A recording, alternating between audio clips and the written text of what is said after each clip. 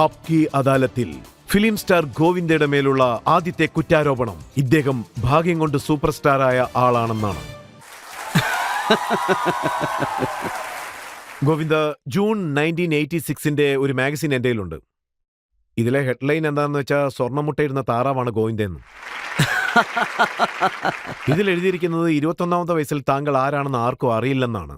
പക്ഷേ 22ാമത്തെ വയസ്സിൽ ഇദ്ദേഹം 50 പടങ്ങൾ സൈൻ ചെയ്തു എന്നാണ്.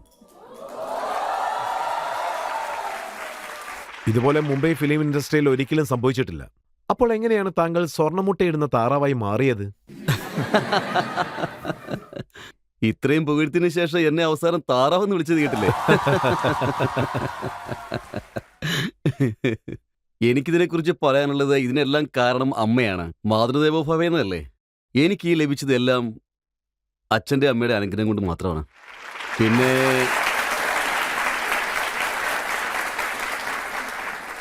അതിലും എടുത്തു പറയേണ്ടത് എൻ്റെ അമ്മ കാരണം കൊണ്ട് തന്നെയാണെന്ന് പറയാം. കാരണം എനിക്ക് 14 വയസ്സുള്ളപ്പോൾ എൻ്റെ അമ്മ എന്നോട് ഗായത്രി മന്ത്രം എഴുതാനായിട്ട് പറഞ്ഞു. ഞാൻ 24 ലക്ഷം ഗായത്രി മന്ത്രം എഴുതി. എപ്പോഴും ഹീറോ ആയിരിക്കില്ലല്ലോ, പിന്നെയാണ് ഹീറോ ആണെന്ന് മനസ്സിലായത്. അതോടെ ജനങ്ങൾ പറഞ്ഞു ഇവൻ ഹീറോയെ പോലെ ഉണ്ടായി ഹീറോ ആയി മാറുമെന്ന്. അതൊരു അനുഗ്രഹമാണ്. പക്ഷെ ഞാൻ വിചാരിച്ചത് എനിക്ക് എങ്ങനെ ഒരു ഹീറോ ആകാൻ പറ്റുമെന്നാണ്. കാരണം എനിക്ക് നല്ല പേടിയും നാണവും ഒക്കെ ഉള്ള ഒരാളാണ്. സിനിമയിൽ അഭിനയിക്കുന്ന പോലും ഞാൻ വിചാരിച്ചിരുന്നില്ല. ആദ്യത്തെ കുറ്റാരോപണം വളരെ നന്നായിരുന്നു. പക്ഷേ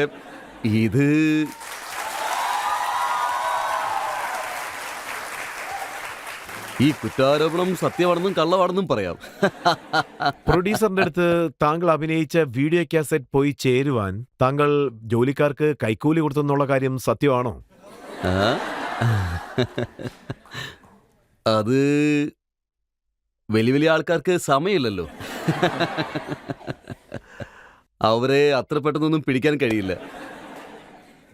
അവരുടെ ലക്ഷ്യങ്ങൾ എപ്പോഴും ഫിക്സഡ് ആയിരിക്കും. ഇത്രയും ഹൈറ്റ് വേണം, ഇത്രയും കളർ ഉണ്ടാവണം, അതുപോലെ പേഴ്സണാലിറ്റി ഉണ്ടെങ്കിൽ ഹീറോ ആകാം. ഹീറോയുടെ വോയിസ് അങ്ങനെ ആയിരിക്കണം ഇങ്ങനെ ആയിരിക്കണം എന്നൊക്കെ പറയാറുണ്ട്. അതായത് പാവങ്ങൾക്ക്, കഷ്ടപ്പെട്ട് ഉയർന്നു വന്ന ആൾക്കാർക്ക്, അതായത് ഒരു പാവത്തിന് മാത്രമേ മറ്റൊരു പാവത്തിൻ്റെ മൈൻഡ് സെറ്റ് അറിയാൻ പറ്റൂ.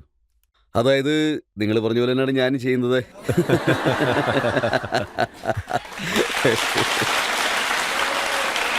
പിന്നെ അതായത് ആദ്യത്തെ പടം ചെയ്യുന്ന സമയത്ത്, അതും റൊമാൻറ്റിക് സീൻ ചെയ്യുന്ന സമയത്ത് ഒന്ന് വിറച്ചതായിട്ട് ഞങ്ങൾ അറിഞ്ഞല്ലോ. അതിനു മുമ്പ് ഞാൻ ഇതുപോലെ ചെയ്തിട്ടേ ഇല്ല.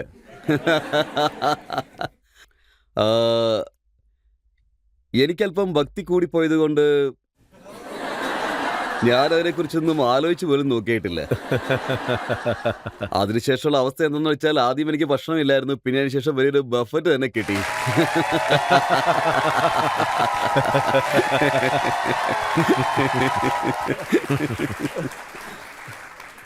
ഒരു ദിവസം ഷൂട്ടിംഗ് നടന്നുകൊണ്ടിരുന്ന സമയത്ത് സരോജി, ഞാനിങ്ങനെ അദ്ദേഹത്തിൻ്റെ ഓപ്പോസിറ്റായിട്ട് ഇങ്ങനെ നിൽക്കുകയാണ്. അവര് മൈക്കിൽ സംസാരിച്ചുകൊണ്ടിരിക്കുകയായിരുന്നു. അപ്പോൾ എന്താ പേടിച്ചിരിക്കുന്നത്, ഇതുവരെയായിട്ട് നീ പെണ്ണുങ്ങളെ തൊട്ടിട്ടില്ലേ എന്ന് ചോദിച്ചു. ഞാനിപ്പോൾ അവരോട്, മാഡം ഞാനിതുവരെയായിട്ടും റൊമാൻസ് ചെയ്തിട്ടേ ഇല്ല എന്ന് പറഞ്ഞു. എന്താ, ഒരു പ്രാവശ്യം പോലും ടച്ച് ചെയ്തിട്ടില്ലേ എന്ന് ചോദിച്ചു. ഞാനപ്പോൾ ഇല്ല മാഡം, അങ്ങനെയൊന്നും തൊട്ടിട്ടില്ല എന്ന് പറഞ്ഞു. അതിനുള്ള അവസരം ഇതിനെ കിട്ടിയിട്ടില്ല എന്ന് പറഞ്ഞു. എന്താ ചെയ്യേണ്ടതെന്ന് ഞാനൊരിക്കലും ആലോചിച്ച് പോലും നോക്കിയിട്ടില്ല എന്ന് പറഞ്ഞു. ഗായത്രി മന്ത്രം വായിച്ചുകൊണ്ടിരുന്നു. ആ സമയത്ത് അവർക്കൊരു അസിസ്റ്റന്റ് ഉണ്ടായിരുന്നു. അവരുടെ പേര് രാജലക്ഷ്മി, കർണാടകക്കാരിയാണ്. അവരെ വിളിച്ചിട്ട് ഇദ്ദേഹത്തിനൊന്ന് മനസ്സിലാക്കി കൊടുക്കാൻ പറഞ്ഞു. എങ്ങനെയാണ് മനസ്സിലാക്കി തരികയെന്ന് ഞാൻ ഭയങ്കര ടെൻഷനിലായിരുന്നു. അവരെന്നെ ഒരു കടൽ തീരത്തേക്ക് കൂട്ടിക്കൊണ്ടുപോയി. അവര് ഗോവിന്ദ് ഓടിവാ എന്നെ വന്ന് കെട്ടിപ്പിടിക്കുന്നു പറഞ്ഞു. അപ്പോ എന്റെ കൈകാലൊക്കെ വിറയ്ക്കാൻ തുടങ്ങി. ടെൻഷനായി. അതിനുശേഷം അവരെന്നോട് കടലിലേക്ക് ഇറങ്ങാൻ പറഞ്ഞു. ഞാൻ പറഞ്ഞു എനിക്ക് സ്വിമ്മിങ് അറിയില്ല. സാരമില്ല വാന്നും പറഞ്ഞ് എന്നെ കൂട്ടിക്കൊണ്ടുപോയി. അതിനുശേഷം നിങ്ങൾ പറഞ്ഞതുപോലെ അങ്ങനെയൊക്കെ ഒരുപാട് നടന്നിട്ടുണ്ട്. ഞാൻ ഷൂട്ടിംഗ് തുടങ്ങിയ കുറച്ച് സമയത്തിനുള്ളിൽ തന്നെ, അതായത് ഞാൻ റൊമാൻസ് ചെയ്യാൻ തുടങ്ങിയ സമയത്ത് തന്നെ പെണ്ണുങ്ങൾ പേടിക്കാൻ തുടങ്ങി.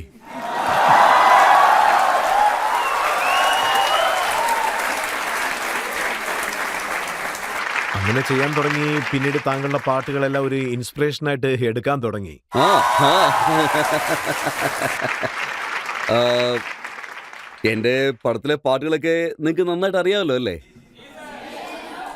എല്ലാ പാട്ടും വളരെ വിശുദ്ധമായിരിക്കും. സർക്കാലോ കട്ടിയ ജാലകേ മിർച്ചി ലഗേ തോ മേ ക്യാ കരൂം, ഇങ്ങനെയുള്ള പാട്ടുകളൊക്കെ വളരെ സാധാരണമായിരുന്നു. പിന്നീട് അത് നിങ്ങൾ പറഞ്ഞ പോലെ തന്നെ നടന്നു. അതൊക്കെ സൂപ്പർ ഹിറ്റ് പാട്ടുകളായിരുന്നു. താങ്കൾ സ്റ്റോറി ഒന്നും കേൾക്കാതെ, ആ പടത്തിനെക്കുറിച്ച് ഒന്നും മനസ്സിലാക്കാതെ താങ്കൾ ആ പടത്തിൽ സൈൻ ചെയ്യുമെന്ന് കേട്ടിട്ടുണ്ട്. അത് സത്യമാണോ? ആ അതെ സർ. ആ സമയത്ത് ഞാൻ വളരെ സാധാരണ കുടുംബത്തിൽ നിന്നൊരു പയ്യനാണ്. ഒരുപാട് കഷ്ടപ്പെട്ടു. എനിക്ക് ഒരുപാട് ജോലികളും ലഭിച്ചു. ഒരുപാട് കാശ് വരുന്നു. അല്ലെങ്കിൽ എന്താ കഥ, എന്താ നടക്കുന്നത്, ആർട്ടിസ്റ്റ് ആരൊക്കെയാണ്, ഇതൊക്കെ ചോദിക്കണമെന്ന് വിചാരിച്ചു. എൻ്റെ അമ്മ എൻ്റെ അടുത്ത് പറയുന്നത്, ഗോവിന്ദ്, സിനിമയെന്ന് പറഞ്ഞാൽ ഇങ്ങനെയാണ് മോനെ. മനുഷ്യൻ കഷ്ടപ്പാടുകളിൽ ജോലി അന്വേഷിക്കും. പിന്നീട് അത് നേടിയ ശേഷം ജോലിയിലെ കഷ്ടപ്പാടുകൾ മനസ്സിലാക്കും. അതുകൊണ്ട് നിനക്ക് ജോലി കിട്ടി. നീ നിന്റെ ഭഗവാനിൽ വിശ്വസിക്കേ. ജോലി ചെയ്തുകൊണ്ടേ ഇരിക്കേ, കഷ്ടപ്പെട്ടുകൊണ്ടേ ഇരിക്കേ. നീ ചെയ്യുന്ന ജോലിയിൽ നീ സത്യസന്ധനായിരിക്കേ. അതുകൊണ്ട് ജോലിയിൽ എപ്പോഴും സത്യസന്ധനായിരിക്കണം. എന്താ ചെയ്യുന്നത്, എന്തിനാ ചെയ്യുന്നതെന്നുള്ള ചോദ്യം ചോദിക്കണമെന്ന് വിചാരിച്ചു. അതുകൊണ്ട് ഞാൻ ഒരുപാട്. പക്ഷെ ഏത് സീൻ ചെയ്യണമെന്ന് സെറ്റിൽ പോയി ചോദിക്കുമെന്ന് കേട്ടു. അതെ സാർ, സെറ്റിൽ ചെന്ന ശേഷമേ എനിക്ക് എല്ലാ കാര്യങ്ങളും മനസ്സിലാകുകയുള്ളൂ. ചില സമയത്ത് താങ്കൾക്ക് അനുയോജ്യമായ രീതിയിൽ സീൻസ് ഒക്കെ മാറ്റുമെന്ന് കേട്ടു. അത് സത്യമാണോ? പടം നിങ്ങൾക്ക് വേണ്ടിയാണോ അതോ പബ്ലിക്കിന് വേണ്ടിയാണോ എടുക്കുന്നതെന്ന് ഞാൻ ചോദിക്കാറുണ്ടായിരുന്നു. അവര് അല്ല, പബ്ലിക്കിന് വേണ്ടിയാണ് പടം എടുക്കുന്നതെന്ന് പറയുവാറുണ്ടായിരുന്നു. പടം ഇങ്ങനെയാണെങ്കിൽ ഒരിക്കലും ഓടാൻ സാധ്യതയില്ല എന്ന് ഞാൻ പറയുമായിരുന്നു. ആളുകൾക്ക് എന്താണോ കൺവിൻസ്ഡ് ആകുന്നത് അതെടുക്കാൻ ഞാൻ പറയാറുണ്ടായിരുന്നു. ആ ക്യാരക്ടർ താങ്കൾ എങ്ങനെയാണ് സൃഷ്ടിച്ചത്? അതായത് കൂലി നമ്പർ 1-ലെ ക്യാരക്ടർ താങ്കൾ ഐഡിയ ചെയ്തതല്ലേ? എങ്ങനെയാണ് വന്നത്? പടങ്ങളിൽ ചെയ്ത ക്യാരക്ടർ എല്ലാം തന്നെ ഇഷ്ടപ്പെട്ട ക്യാരക്ടേഴ്സ് ആയിരുന്നു. ആ ക്യാരക്ടേഴ്സൊക്കെ എൻ്റെ ജീവിതത്തിൽ എവിടേക്കോ വെച്ച് കണ്ടുമുട്ടിയതായിരുന്നു. ഈ ക്യാരക്ടറെ ഞാൻ ഏതോ ഒരു സ്ഥലത്ത് ഫംഗ്ഷന് പോകുന്ന സമയത്താണ് കണ്ടുമുട്ടിയത്. കണ്ണെല്ലാം വലുതായിട്ട് ഇങ്ങനെ വെളിയിലേക്ക് ഇറങ്ങിയതായിരുന്നു. അത് കണ്ടപ്പോൾ എൻ്റെ കണ്ട് അവൻ്റെ കണ്ണുകളിൽ തന്നെ തറച്ചു നിന്നു.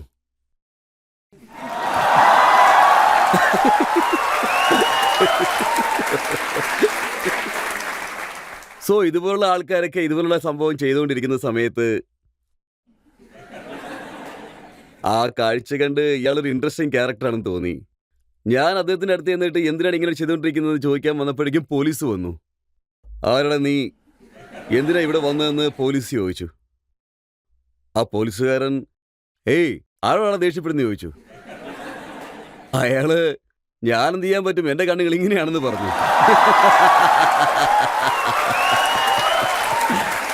ഞാനെന്താ വിചാരിച്ചെന്ന് വെച്ചാ ക്യാരക്ടർ അടിപൊളിയാണെന്ന് തന്നെയാണ്. Very good. നമ്മളെത്ര വലിയ ആർട്ടിസ്റ്റ് ആണെന്ന് അവൻ അറിയില്ലല്ലോ. അവിടെ നിന്നിട്ട് ആ ക്യാരക്ടറാണ് ഹിറ്റായത്.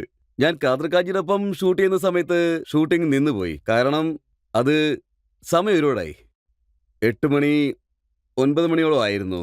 എന്താ ഗോവിന്ദ ആലോചിച്ചുകൊണ്ടിരിക്കുന്നത്, സമയം ഒരുപാടായി, സീൻ ഇതിനായിട്ട് നമുക്ക് തീർക്കാൻ പറ്റിയിട്ടില്ല എന്ന് പറഞ്ഞു. ഇതെന്താ സാർ എല്ലാ ക്യാരക്ടറും ഒരുപോലെ ഇരിക്കുന്നത്? നിങ്ങൾ ഫാദർ, ഞാൻ സണ്ണ്, നിങ്ങൾ അമ്മായിപ്പൻ, ഞാൻ മരുമോൻ, എല്ലാം ഇങ്ങനെ തന്നെയായിരുന്നു. എല്ലാ പടവും ഒരുപോലെ തന്നെ ഉണ്ടായിരുന്നു.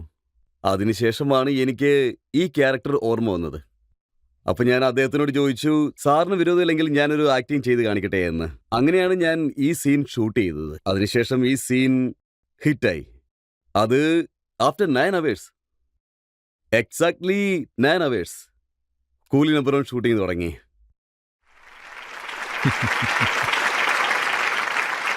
പഞ്ചാബി ക്യാരക്ടർ താങ്കൾ ക്രിയേറ്റ് ചെയ്തിട്ടുണ്ട്. അതായത് മുടിയൊക്കെ വെളുത്ത്. ഹസീന മഞ്ചായകി. അതെ. അത് എന്താ പറ്റിയെന്ന് വെച്ചാൽ ഇതുപോലെ തന്നെയാണ്.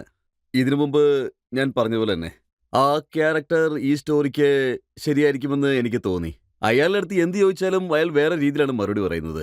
അയാളും അങ്ങനെ തന്നെ ആയിരുന്നു. ശരിക്കും പറഞ്ഞാൽ അയാൾക്ക് അറിയില്ലായിരുന്നു അയാൾ അങ്ങനെയാണെന്നുള്ള കാര്യം തന്നെ. എല്ലാം അസാധാരണമായിരുന്നു. എന്താണെന്നതിന് പകരം എന്താണ്, എന്താ ചെയ്യുന്നത്, എന്താ സംസാരിക്കുന്നത്, കാശ് വരുമ്പോഴേക്കും എണ്ണി കാശ് വരുവോടാ.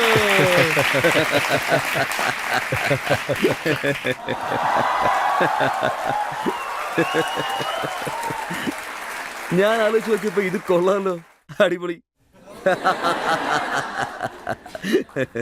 അപ്പൊ ഞാൻ ആലോചിച്ചു, ഇയാളുടെ കൂടെ ടൈം പാസ് ചെയ്യുന്നത് വളരെ നല്ല രസമായിരിക്കുമല്ലോ എന്ന് ഓർത്തു.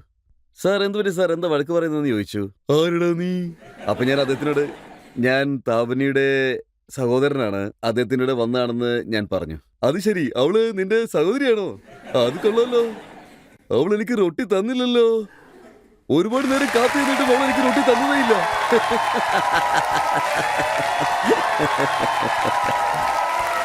അപ്പോ എനിക്കത് വളരെയധികം ഇഷ്ടപ്പെട്ടു. വളരെ നല്ല ക്യാരക്ടർ ആണെന്ന് ഓർത്തു. ആ പടത്തിന്റെ ഷൂട്ടിംഗ് നടക്കുന്ന സമയത്ത് ഇതേപോലെ തന്നെയായിരുന്നു. സഞ്ജയ് സാറും അവിടേക്ക് എത്തി, അതോടൊപ്പം ബാക്കിയുള്ള ആർട്ടിസ്റ്റും ഒക്കെ എത്തി. അപ്പോ ഞാൻ ആലോചിച്ചു, ഇത് കൊള്ളാലോ, ഈ പഞ്ചാബി അടിപൊളിയാണല്ലോ എന്ന്. അപ്പോ ചിറ്റപ്പന് റോൾ ഉണ്ടായിരുന്നു. ആ റോൾ അദ്ദേഹം നന്നായി ചെയ്തു. ഒരു നോക്പേഡയുടെ ക്യാരക്ടർ താങ്കൾ സജസ്റ്റ് ചെയ്യുന്നത് കേട്ടു. അത് ചെയ്യാൻ വളരെ ബുദ്ധിമുട്ടാണെന്നും പറഞ്ഞു. അതായത് ഒരു സ്ഥലത്തിന്റെ പേരാണ് നാഗ്പാഡ. ആ ഭാഷയിലുള്ള എല്ലാ വാക്കുകളും വളരെ രസകരമായിരുന്നു. അവരുടെ ലാംഗ്വേജ് എനിക്ക് വളരെയധികം ഇഷ്ടമായി. അത് എന്തുകൊണ്ട് നമുക്ക് യൂസ് ചെയ്തുകൂടാന്ന് ഞാൻ ആലോചിച്ചു. ഒരുപാട് നാളുകൾ ഇത് എൻ്റെ മനസ്സിലുണ്ടായിരുന്നു. എനിക്ക് ഒരു സീനെങ്കിലും ഇതുപോലെ ഈ ഈ ഭാഷയിൽ ചെയ്യണമെന്ന് ഞാൻ ആഗ്രഹിച്ചു. എങ്ങനെയെങ്കിലും ചെയ്തേ പറ്റുമെന്ന് ചിന്തിച്ചു. സതീഷ് കൗശി എല്ലാ കാര്യങ്ങളും റെഡിയാക്കി തയ്യാറായിട്ടിരിക്കുകയായിരുന്നു. അദ്ദേഹം ഡയലോഗ് എഴുതിക്കൊണ്ടിരിക്കുകയായിരുന്നു. എല്ലാ കാര്യങ്ങളും റെഡിയാക്കി, ബാക്കിയുള്ള ആൾക്കാരും റെഡിയായിരുന്നു. അപ്പോഴൊക്കെ എങ്ങനെയാണെന്ന് വെച്ചാൽ, ഞാൻ ഷൂട്ടിങ്ങിന് പോകുന്നതിന് മുമ്പായിട്ട് എനിക്ക് എൻ്റെ എക്സസൈസ് ചെയ്യാനായിട്ട് കുറച്ച് സമയം ആവശ്യമുണ്ടായിരുന്നു. ആ സമയത്ത് അദ്ദേഹത്തിൻ്റെ ഡയലോഗ് ഒക്കെ എഴുതി റെഡിയാക്കി വെച്ചിരുന്നു. അപ്പോൾ ഞാൻ അവിടെ ചെന്ന് ആ ഡയലോഗൊക്കെ അവിടെ വെച്ച് എഴുതി. അത് അപ്പോൾ അവിടെ ഈ കാര്യം ഇവിടെ ആപ്റ്റ് യഥാർത്ഥത്തിൽ പറയാൻ പറ്റുമെന്ന് അറിയില്ല. തീർച്ചയായിട്ടും പറയാം, എന്തുകൊണ്ട് പറ്റില്ല. ഇത് ജനങ്ങളുടെ അദാലത്താണ്. അവർക്ക് ഓക്കെ ആണെങ്കിൽ താങ്കൾക്ക് പറയാം. ഓക്കെ അല്ലേ?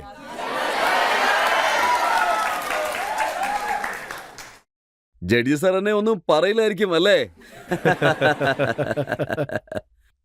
हटा सावन की घड़ा खाक हो जा, पत्ती बुझा के सो जा गया, निंटकले पिंटुकले मंटी पे खड़े लिए अंटी बजा ली बार बार घंटी, कुल्ला घुमा के पश्चिम को पलट ले, बहुत हो गया फुटले बटले छाना बन गया.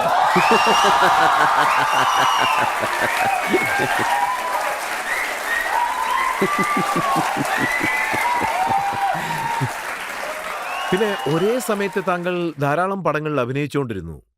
അപ്പൊ താങ്കൾക്ക് പ്രൊഡ്യൂസേഴ്സിനെ മീറ്റ് ചെയ്യാനുള്ള സമയം ഒരിക്കലും ലഭിക്കില്ല അല്ലേ? അപ്പൊ അവരെ എങ്ങനെ കണ്ടുപിടിക്കും?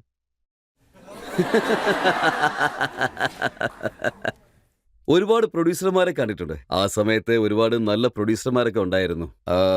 പ്രൊഡ്യൂസർമാരല്ലാത്തവർ പോലും പ്രൊഡ്യൂസർമാരായി മാറി. അതായത് ഫൈനാൻസറെ എന്തെങ്കിലും കാര്യം പറഞ്ഞ് സെറ്റിലേക്ക് കൂട്ടിക്കൊണ്ട് വരും. ആ സെറ്റിൽ അദ്ദേഹം വന്നിട്ടുണ്ടെന്ന് പറയും. അപ്പോൾ കുറച്ച് നല്ല രീതിയിൽ നടക്കണം, കുറച്ച് സ്നേഹമൊക്കെ കാണിക്കണം, നമുക്ക് നല്ല റിലേഷൻഷിപ്പ് ഉള്ളതുപോലെ കാണിക്കണം. അല്ല, എന്താ നിങ്ങളുടെ കാശില്ലെന്ന് ഞാൻ ചോദിക്കും. കാശ് വന്നോണ്ടല്ലേ നിങ്ങളും ഞാനും ഒക്കെ വന്നത്. നമ്മളിപ്പോൾ ഷൂട്ടിംഗ് സ്റ്റാർട്ട് ചെയ്തില്ലേ? ഈയിടെ കാശില്ലാതെയാണോ ഷൂട്ടിംഗ് സ്റ്റാർട്ട് ചെയ്തെന്ന് വിചാരിച്ചു.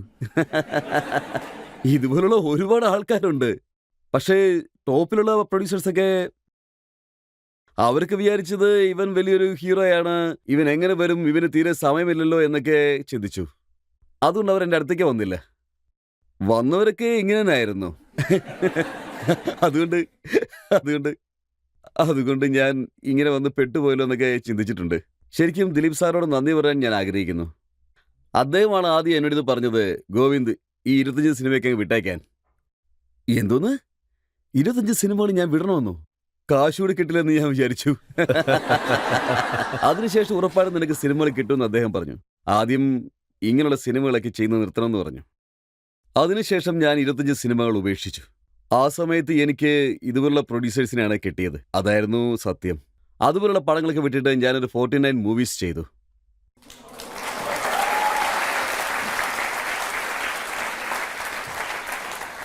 താങ്കൾ പല പ്രാവശ്യവും സെറ്റിൽ തന്നെ ഉറങ്ങിയതായിട്ട് ഞാൻ കേട്ടു. സർ, ഞാൻ എവിടെ ഉറങ്ങും സർ? എൻ്റെ ഓർമ്മ വെച്ച് പറയുകയാണെങ്കിൽ ഞാൻ ഹീറോ ആയ സമയത്ത് സത്യം പറയുകയാണെങ്കിൽ ഞാൻ ഉറങ്ങിയിട്ടേ ഇല്ലെന്ന് പറയാം. അപ്പോൾ എൻ്റെ കണ്ണുകൾ നിങ്ങൾ കാണുകയായിരുന്നെങ്കിൽ ഞാൻ ആ സമയത്ത് ഹോസ്പിറ്റലിൽ നിന്ന് ഇറങ്ങിയ പോലെ ഉണ്ടായിരുന്നു. ഞാൻ വിചാരിച്ചത് എനിക്ക് ഒരു ജോലി കിട്ടി. അപ്പോൾ 15 ദിവസത്തോളം ഇങ്ങനെ ഷൂട്ടിംഗ് തുടർന്നുകൊണ്ടേയിരിക്കും. കിട്ടുന്ന ഗ്യാപ്പിലൊക്കെ ഞാൻ ഉറങ്ങിക്കൊണ്ടേയിരിക്കും. 1 മണിക്കൂറോ 2 മണിക്കൂറോ ആണ്, അല്ലെങ്കിൽ ഞാൻ ഉറങ്ങിയിട്ടേ ഇല്ലെന്ന് തന്നെ പറയാം. ഇങ്ങനെയൊക്കെ ആയിട്ടും ഇവനെന്താണ് ഇത്ര ഭയങ്കര എനർജി എന്ന് എല്ലാവരും ചോദിച്ചു. ഈ പ്രോഗ്രാം കാണുന്ന യങ്സ്റ്റേഴ്സിനോട് പറയാനുള്ളത്, നിങ്ങൾ യോഗ പ്രാണായാമമൊക്കെ കണ്ടിന്യൂസ് ആയിട്ട് ചെയ്യണം. അതുമൂലം ലഭിക്കുന്ന പവറും എനർജിയൊക്കെ വളരെയധികം വ്യത്യസ്തമാണ്. ജിം ചെയ്യുന്നത് ഡിഫറൻ്റ് ആണ്, പക്ഷെ പ്രാണായാമം ചെയ്യുന്ന ആളിന് എല്ലാം വളരെ ഈസി ആയിരിക്കും. ഒരാൾ ചെയ്യുന്നത് എല്ലാം വളരെ ഈസി ആണെങ്കിൽ അയാൾക്ക് അങ്ങനെ ക്ഷീണം ഉണ്ടാവില്ല. സോ ഞാൻ എത്ര നേരം ഇരുന്നാലും ക്ഷീണം ഉണ്ടാവില്ല. അതെ, അതാണ് സംഭവിച്ചത്. ഞാൻ ഉറങ്ങിയിട്ടില്ല. അങ്ങനെയിരുന്നും ഫിലിം ഇൻഡസ്ട്രിയിൽ പലരും താങ്കളെ ബി ഗ്രേഡ് ആർട്ടിസ്റ്റ് എന്ന് വിളിച്ചിട്ടുണ്ട്. അവരെന്നെ ബി ഗ്രേഡ് എന്നൊക്കെ പറഞ്ഞിട്ടുണ്ടെങ്കിൽ അതിന്റെ ഭാഗ്യമാണ്. എ ഗ്രേഡ് ആയിരുന്നെങ്കിൽ എന്നെ കൊണ്ട് എന്തെല്ലാം ചെയ്യിപ്പിച്ചേനെ.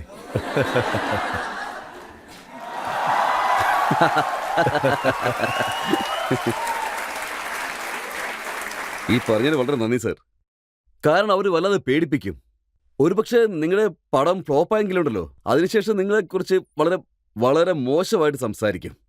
നിന്റെ സ്വരം തീരെ മോശമാണ്, നിന്റെ വോയിസ് ശരിയല്ല, നീ നടക്കുന്നത് ശരിയല്ല, ഇങ്ങനെ ഇങ്ങനെ നടന്നു പോവാ, നിന്റെ ബോഡി ഒന്നിനും കൊള്ളില്ലല്ലോ. ഹീറോ എന്ന് പറഞ്ഞാൽ എങ്ങനെ ഇരിക്കണം? നല്ല ഹൈറ്റ് ഉണ്ടായിരിക്കണം. പൊക്കം കിട്ടാൻ വേണ്ടി എന്തെങ്കിലും ഹീൽസ് ഒക്കെ ഇടൂ.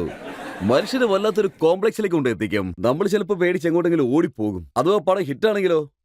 ഹിറ്റൊക്കെ ആയി, പക്ഷെ ശരിയായില്ല. അതെന്താ ശരിയല്ലാത്തത്? പിന്നെ അടുത്ത പടം ഹിറ്റാകുകയാണെങ്കിൽ, നല്ല പോപ്പുലർ ആകുകയാണെങ്കിൽ അപ്പോഴും നല്ല രസമായിരിക്കും. ഇത് വെറുതെ നിന്റെ ലക്കാണ്. ഇല്ലെങ്കിൽ നിനക്കൊന്നും കിട്ടില്ല. നിനക്ക് അത്രയ്ക്ക് ടാലന്റ് ഒന്നും ഇല്ല. ഇങ്ങനെയുള്ള ആൾക്കാർക്കൊന്നും ഞാൻ പ്രാധാന്യം കൊടുത്തിട്ടില്ല. ശരി ശരി എന്ന് പറഞ്ഞ് ഞാനങ്ങ് പോകും. പക്ഷെ താങ്കൾക്ക് അവാർഡ് ലഭിച്ചിട്ടില്ലെന്ന് ഫീൽ ചെയ്തിട്ടില്ലേ? ദയവേദി എന്നോട് ക്ഷമിക്കൂ സാർ. മാപ്പ് പറയണമെന്ന് ആഗ്രഹിക്കുന്നു. ഇതിന് മറുപടി പറയാൻ പേടിയാവുന്നു. ഞാൻ മറുപടി പറയണോ?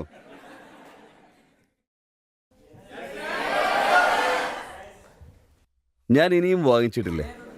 കാശ് കൊടുത്ത് വാങ്ങിച്ചിട്ടില്ല അത്.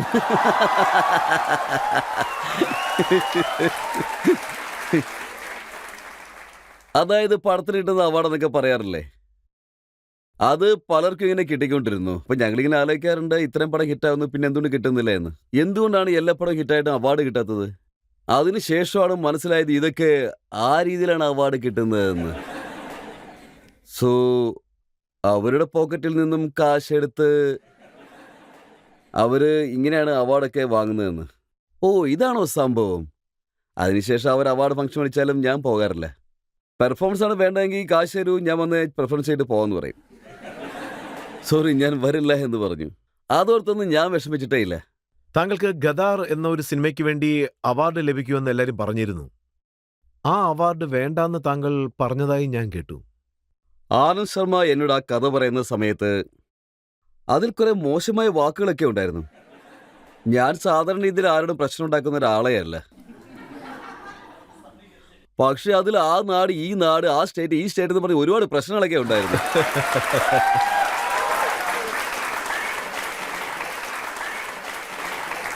എൻ്റെ അമ്മ എന്നോട് ചില കാര്യങ്ങളൊക്കെ വളരെ സ്ട്രിക്റ്റ് ആയിട്ട് പറഞ്ഞിരുന്നു. എൻ്റെ അമ്മ എന്നോട് പറഞ്ഞു, ഗോവിന്ദ്, നിന്നെപ്പോലെ മറ്റൊരു ഗോവിന്ദ് ഇല്ല.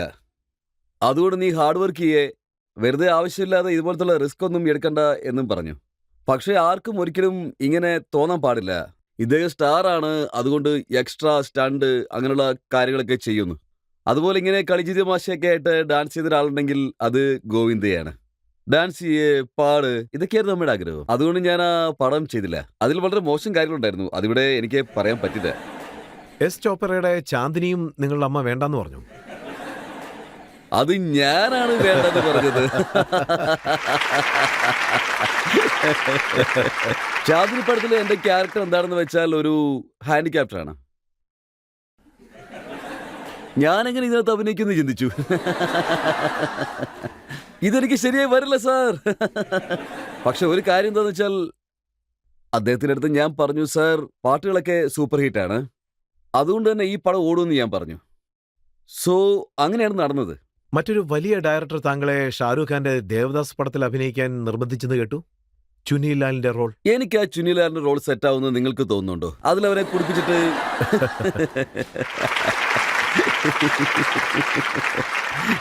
ശരിക്കും പറയുകയാണെങ്കിൽ ഞാൻ ആ സമയത്ത് ഒരു സൂപ്പർ സ്റ്റാർ ആയിരുന്നു. ശരിക്കും പറഞ്ഞാൽ കാര്യം ഇതായിരുന്നു. ആ സമയത്ത് ഞാൻ കരുതി നല്ല ക്യാരക്ടർ റോളുകളാണ്, ഓക്കെ സാരില്ല, ടോപ്പ് ഡയറക്ടറുടെ പടമല്ലേ ചെയ്യാന്ന് കരുതി. പക്ഷെ ഈ ക്യാരക്ടർ റോളിലൊക്കെ തരുന്നത് എന്നെ മുകളിൽ നിന്നും താടി ഇറക്കാനാണെന്ന് ഞാൻ കരുതി. അതിനുശേഷം ഷാരൂഖിനോട് പറഞ്ഞിട്ട് എന്നോട് ചോദിക്കാൻ പറഞ്ഞു. ഒരുപക്ഷെ സുഹൃത്തായിട്ട് ഈ പടത്തിൽ ഞാൻ അഭിനയിക്കണമെന്ന് പറഞ്ഞാൽ ഉറപ്പാണ് ചെയ്യാന്ന് ഞാൻ പറയും. പക്ഷെ ഇങ്ങനെ ചെയ്യില്ലെന്ന് ഞാൻ പറയും. നിങ്ങൾ സ്റ്റാറാണ്, ടോപ്പ് ഡയറക്ടറാണ്, ഇതുകൊണ്ട് ചെയ്യണമെന്ന് പറഞ്ഞാൽ ഞാൻ ചെയ്യില്ല. സോറി, എനിക്ക് ചെയ്യാൻ കഴിയില്ല എന്ന് ഞാൻ പറഞ്ഞു. എനിക്ക് ഷാറുഖിനെ വളരെ ഇഷ്ടമാണ്. ഞങ്ങൾ ഒരുമിച്ച് പടമൊന്നും അഭിനയിച്ചിട്ടില്ല. ആ, ഷാറുഖ് സാർ വളരെ അതിശയിപ്പിക്കുന്നൊരു മനുഷ്യരാണ്. നല്ല ബഹുമാനമൊക്കെ തരും, നല്ല വിവരമുള്ള ആളാണ്.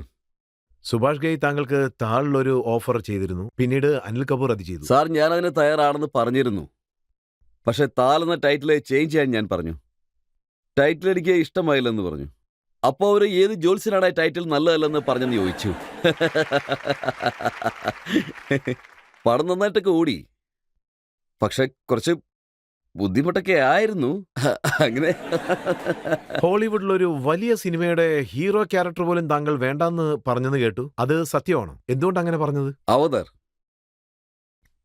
ടൈറ്റിൽ ഞാനാണ് കൊടുത്തത്. അത് വലിയൊരു സൂപ്പർ ഹിറ്റ് സിനിമയായിരുന്നു. നിങ്ങളുടെ പടം നന്നായിട്ട് ഓടുന്നു വരെ ഞാൻ അദ്ദേഹത്തിനോട് പറഞ്ഞിരുന്നു. 7 വർഷം കൊണ്ട് ഈ പടം ചെയ്തു തീർക്കാൻ പറ്റില്ല എന്ന് ഞാൻ പറഞ്ഞു. അതൊരിക്കലും സാധ്യമല്ല. ഇതെന്റെ ചിന്തകളായിരുന്നു. അതുകൊണ്ട് അവരെന്നോട് കുറച്ച് ദേഷ്യപ്പെട്ടു. അപ്പോഴാണ് ഞാൻ ഓർത്തത് അവന്റെ നാട്ടിൽ നിന്ന് അവനെ കുറ്റം പറയുകയാണെന്ന്. സോ അപ്പം തന്നെ ഞാൻ അവിടെ നിന്ന് സ്ഥലം വിട്ടു. 7 വർഷത്തിനുള്ളിൽ പടം തീർക്കാൻ പറ്റില്ല എന്ന് നിങ്ങൾക്ക് എങ്ങനെ എന്നോട് പറയാൻ പറ്റുമെന്ന് അദ്ദേഹം എന്നോട് ചോദിച്ചു. അവതാറിലെ കഥാപാത്രങ്ങളുടെ മുഖമൊക്കെ കുറച്ച് വികൃതമായിരുന്നു. ഈ അവതാറൊക്കെ ദൈവത്തിന്റെ ഒരു പാതി എന്ന് പറഞ്ഞു. അതുകൊണ്ട് ഞാൻ പറ്റില്ല എന്ന് പറഞ്ഞു. ഉറപ്പാടും ചെയ്യില്ല എന്ന് പറഞ്ഞു. ഞാൻ എങ്ങനത്തെ ഒരാളാണെന്ന് വെച്ചാൽ ഫുൾ ആയുർവേദ, പതഞ്ജലി ഇങ്ങനെയൊക്കെയാണ് ഞാൻ. അതായത് പ്രകൃതി ചികിത്സയാണ് കൂടുതലും ഞാൻ ചെയ്യുന്നത്. അപ്പോൾ അദ്ദേഹം പറഞ്ഞു ദേഹം മുഴുവനും കളർ ചെയ്തോളൂ എന്ന്. ഞാൻ പറഞ്ഞു എന്നെക്കൂടെ പറ്റില്ല, സോറി എന്ന്. ക്ഷമ ചോദിക്കുന്നു ഞാൻ അപ്പം തന്നെ അദ്ദേഹത്തിനോട് പറഞ്ഞു. അത് മാത്രമല്ല ഈ പടം സൂപ്പർ ഹിറ്റാകുമെന്നും ഞാൻ പറഞ്ഞു. എനിക്ക് തോന്നുന്നു 8ാമത്തെ വർഷമാണോ 9ാമത്തെ വർഷമാണെന്ന് തോന്നുന്നു പടം സൂപ്പർ ഹിറ്റായി. അങ്ങനെയാണെങ്കിൽ താങ്കൾ എന്ത് ചെയ്താലും ശരി, അത് താങ്കൾക്ക് ഇഷ്ടപ്പെടുന്നത് മാത്രമേ ചെയ്യുള്ളൂ. അതാ പാട്ട് തന്നെ ഉണ്ടല്ലോ സാർ, ആ പടത്തിലെ പാട്ട്.